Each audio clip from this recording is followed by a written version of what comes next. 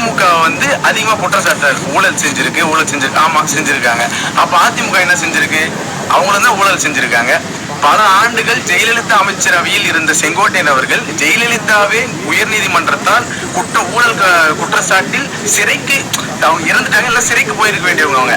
அவங்களுடைய அமைச்சரவையில் இருந்த செங்கோட்டையன் அவர்கள் உங்க கட்சிக்கு வந்தவொடனே புனிதராயிட்டு உங்க பதாகையில ஒரு ஜெயலலிதா அம்மையார் புகைப்படுத்தி வச்சுக்கிறீங்க.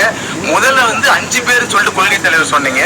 அதன் பிறகு அண்ணாவை எடுத்துட்டு வந்தீங்க, எம்ஜிஆர் எடுத்துட்டு வந்தீங்க, அப்புறம் ஜெயலலிதா எடுத்துட்டு வந்தீங்க, அம்மையார் ஜெயலலிதா எடுத்துட்டு வந்தீங்க. அடுத்து திமுகவில் இருந்து யாராவது ஒருவர் வந்தால் ஐயா கருணாநிதி படத்தையும் பின்னாடி போட்டுப்பீங்க, இல்ல பாஜகவில் இருந்து ஒருவர் வந்தால் சாவர்கர் படத்தையும் பின்னாடி போட்டுப்பீங்களான்றது என்னோட கேள்வி. முதல்ல கோட்சை கூட போட்டுக்கலாம் வாய்ப்பு இருக்கு. ஏன்னா கொள்கை தெளிவில்லாதவர் வந்து ஒரு அப்படிதான் இருக்கும். கொள்கையே இல்ல தெளிவுங்க, கொள்கையே ஒரு குழப்பம் தான். நீங்க வந்து இன்னைக்கு களத்துல இருக்கிறது திமுக. இந்த திமுக சொன்ன